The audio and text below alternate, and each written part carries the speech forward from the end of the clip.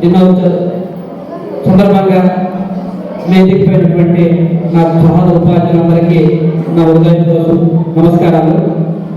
విద్యార్థులకు శుభాకాంక్షలు. మనకు స్వాతంత్రం వచ్చి 75 సంవత్సరం పూర్తయింది. 75 సంవత్సరం అడుగుతున్నాం. అసలు స్వాతంత్రం అంటే ఏంటి, మనం ఎందుకు ఈ పండుగ చేసుకుంటాం అనేది తెలంగాణ జరుగుతాం.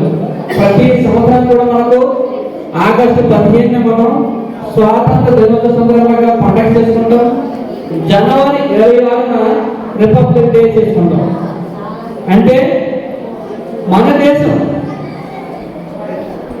సుమారు 200 సంవత్సరాల క్రితం మనకేం చేశారంటే, బ్రిటిష్ వారు మన దేశం పరిపాలించినప్పుడు వాళ్ళు వ్యాపార నిమిత్తం వచ్చి మన దేశంలో ఉన్నటువంటి అమాయకత్వాన్ని, ఖనిజాలని, వనరులని చూసి అప్పుడు రాజులు పరిపాలించేవారు. ఆ రాజుల్ని ఒక్కొక్కరిని కూడా ఓడించేసి ఈ మన భారతదేశం అంతాన్ని కూడా సామ్రాజ్యాన్ని వాళ్ళు గుప్పెట్లు పెట్టుకున్నారు. పెట్టుకోవడంతో పాటు మన దేశంలో ఉన్నటువంటి విలువైన వస్తువులు, ఖనిజ సంపద అన్ని కూడా ఇంగ్లాండ్ తరలిపోయేవారు. అలా చేస్తున్నప్పుడు మన కొంత మేధావులు మహాత్మా గాంధీ కావచ్చు, జవహర్ నెహ్రూ కావచ్చు, భగత్ సింగ్ కావచ్చు, అల్లూరి సీతారామరాజు కావచ్చు, ఇలాంటి మేధావులందరూ కూడా, రచయితలు, పండితులు, వీరందరూ కూడా ఆలోచన చేసి మా దేశాన్ని మేమే పరిపాలించుకోవాలి, మా ప్రజల్ని మేమే అభివృద్ధి చేసుకోవాలి అనే నినాదంతో సుమారు 200 సంవత్సరాల దేశాన్ని వాళ్ళు పోరాటం చేసేది. చేసి చివరికి వాళ్ళు 1947 ఆగస్టు 15న మనకు స్వాతంత్రం అని ఇచ్చారు. స్వాతంత్రం అంటే అర్థం ఏంటంటే మన దేశాన్ని మనమే పరిపాలించుకోవడం, మనకు కావాల్సిన అభివృద్ధి మనమే చేసుకోవడం, ఇతరుల మీద ఆధారపడకుండా మనంతటి మనమే మన ఇంటికి పక్క ఇంటికి తేడా పడ్డ పక్క ఇంటికి అన్నింటి స్వాతంత్రం అంటే మన ఇంటి మనం ఏం చేస్తాం, మనకు కావాల్సినటువంటి అనేక అభివృద్ధి కార్యక్రమం చేసుకుంటాం. కాబట్టి ఈ రోజు ఇంత మంచి ఫలితాలు మీరు కానీ మేము కానీ ఉన్నామంటే ఆ రోజు చేసిన స్వాతంత్ర సమరయోధుల యొక్క త్యాగ ఫలితమే.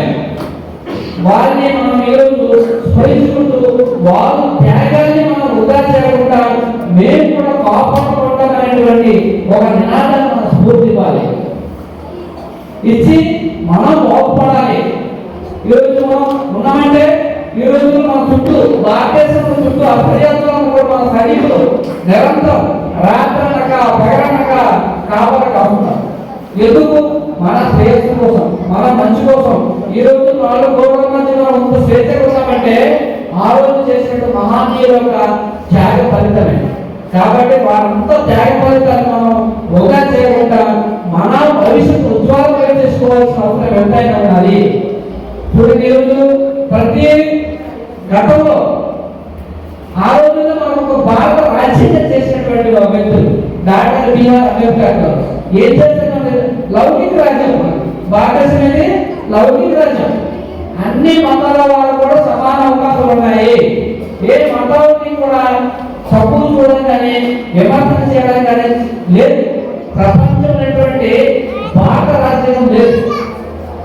నీకు నచ్చినట్టు మతాన్ని ప్రేమించవచ్చు, నీకు నచ్చినట్టు దేవుడిని ప్రేమించవచ్చు, అందరూ కూడా సమానమైనటువంటి గొప్ప లౌకిక రాజ్యాన్ని కలిగినట్టు భారతదేశం ఉంటాయి. ఇలాంటి భారతదేశం మనం ఉండడం చాలా గొప్ప విషయం. అలాగే మన దేశం మనమే పరిపాలించుకోండి. చూడండి, ఇంగ్లాండ్ కానివ్వండి, బ్రిటన్ కానివ్వండి, ఉంటాయి కొన్ని దేశాలు రాజు అంటే మనం డెమోక్రసీ అంటే Manali. Democracy for the people, by the people, of the people అంటే ప్రజల చేత, ప్రజల గురించి, ప్రజల చేత పరిపాలించుకుంటాం మనం. ఇక్కడ రాజు లేదు, ప్రజాస్వామ్యం. ఎందుకు ఇవన్నీ వచ్చింది మనకు? ఆ రోజుల్లో మహానీయులు చేసినటువంటి గొప్ప త్యాగ ఫలితాలే. మీరు కూడా రేపటి పౌరులు కాబట్టి ఈ హక్కులు, మనకి ఇచ్చిన చట్టాలు ఇవన్నీ కాపాడుకోవడం అవసరం ఎంత ఉన్నాయి. కానీ ఈరోజు యువత మీరే చెడు చేస్తున్నప్పుడు బాధ్యత అవుతాం. ఇది చాలా బాధాకరం. ఇవన్నీ కూడా ఈ ఆగస్టు 15 రోజుల్లోనూ వాళ్ళు చేసినటువంటి త్యాగాన్ని మనం వృధా చేయకుండా లేకుండా ఉండడానికి మీ యొక్క కృషి ఏంటి, మీ యొక్క బాధ్యత అనేది తెలియజేయాలి. అవునా కదా? ఈరోజు ఉన్నామంటే స్వాతంత్రం రాకపోతే మనం అడవి జంతువుల కన్నా హీనంగా ఉండేవాళ్ళము. స్వాతంత్రం వచ్చిన తర్వాత కూడా ఈరోజు అనేక కమ్యూనికేషన్ అభివృద్ధి చెందుతున్నప్పుడు కూడా మనం చెడిపోతున్నాం, చెడు చేసుకుని వెళ్ళిపోతున్నాం. దయచేసి చెడు చేసుకుని వెళ్ళవద్దు. అవునా కదా? వెళ్ళకుండా మీ యొక్క ఉజ్వలమైన భవిష్యత్తుని బాగా చదువుకొని మన దేశానికి, మీ అమ్మానాన్నకు, మీ విద్యార్థులు నేర్పే గురువులకు మంచి పేరు చేస్తే అదే మహానీయులు ఇచ్చినటువంటి ఆ త్యాగంతో తీసినటువంటి ఇచ్చినటువంటి గొప్ప విలువలు అవే. కాబట్టి ఈ ఆగస్టు 15 సందర్భంగా మీరందరూ కూడా ఉపాధ్యాయులు చెప్పినటువంటి మంచి విషయాన్ని చెడు బుద్ధి రాకుండా ఉజ్వలమైన భవిష్యత్తుని తీర్చిదిద్ది మన దేశానికి మంచి కీర్తి ప్రతిష్టలు చేయవలసిందిగా కోరుతున్నాం. అంతేకాకుండా చూడండి, ఈ రోజుల్లో మనకు ప్రభుత్వం వారు అనేక సౌకర్యాలు కల్పిస్తున్నారా, దాన్ని సద్వినియోగం చేసుకోండి.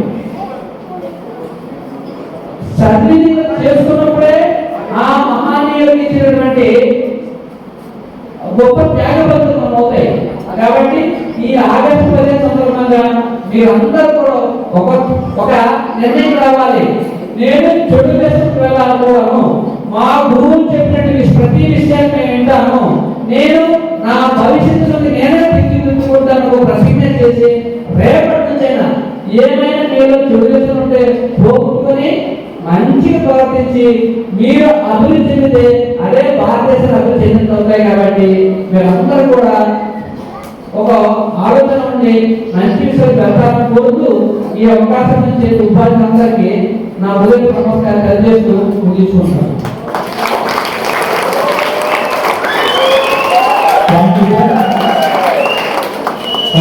అమూల్యమైన సందేశాన్ని విద్యార్థులు అందించినందుకు